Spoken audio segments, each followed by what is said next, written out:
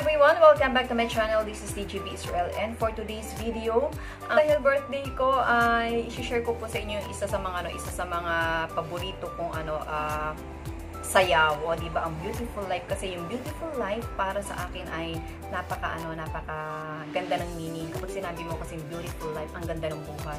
No matter what, gaano man kahirap ang pinagdadaanan natin, isipin natin ang ganda ng buhay, o di ba? Kaya po, ayan, i-share ko po sa inyo ang disclaimer. Kapag ako ay naririnig yung kumakanta, hindi po ako singer. I'm just doing singing kasi yun po ang isa sa nakakapagpasaya at nakakapagpatanggal ng stress ko. And now, ang dancing ang isa din po sa stress reliever ko. And gusto ko i-share sa inyo, I hope na hindi ako i-CPR ni Lolo Whitey, kasi marami nagtatanong sa akin kung na si-CPR daw po ba ako kapag gumagawa ko ng mga reaction videos. Opo, na si-CPR ako. Actually, merong ineligible, merong sharing, at meron namang talagang black. So, kapag ineligible, wala kang ads na makukuha, pero okay na po sa akin yun as long as masaya ako sa ginagawa ko. Kung ako po ay hindi masi-CPR, bonus na lang po sa akin yun, at sobra ako matutuwa kasi syempre, aside from napasaya ko yung mga viewers, ay kumita pa ako, dito. Kaya nga sabi ko bonus. Pero yun nga, mas masaya ako na nagagawa ko yung mga bagay-bagay na hindi ko nagagawa noong kabataan ko, kasi nga po, di ba, may mga dapat akong i-priority, and now na single na uli ako, dito ko ginagawa yung mga bagay na hindi ko nagawa noong aking kabataan, at ine-enjoy ko po kung ano yung mga gusto kong gawin. Ang mahalaga, gawin natin kung ano yung makakapagpasaya sa atin, at kung saan tayo mag-excel, doon tayo pumunta. Kasi ang for me ang pinaka malupit nating kakompetensya or competitor ay ang sarili natin. Kasi for me kasi hindi ang ibang tao ang kakompetensya natin, kundi ang sarili mismo natin. Kasi nga, kapag sarili natin ang inisip natin kakompetensya natin, gagalingan natin gagawin natin yung best para ma-prove sa sarili natin na kaya ko pala. Pero kapag ang inisip mo kasi ay ang kakompetensya mo ay ang ibang tao, darating yung time na dahil iniisip mo siya kakompetensya, doon lumalabas yung insecurity or yung tinatawag nating inggit. So, ayan, isipin nyo po ang kalaban nyo ay ang sarili nyo, para yung lahat ng fear na meron kayo sa sarili nyo ay ma-overcome nyo at malaman nyo po na kaya ko palang gawin ang isang bagay na dati ay hindi ko kayang gawin. Ngayon pala ay nagagawa ko na, and be proud of yourself pag nagawa nyo na po ang bagay na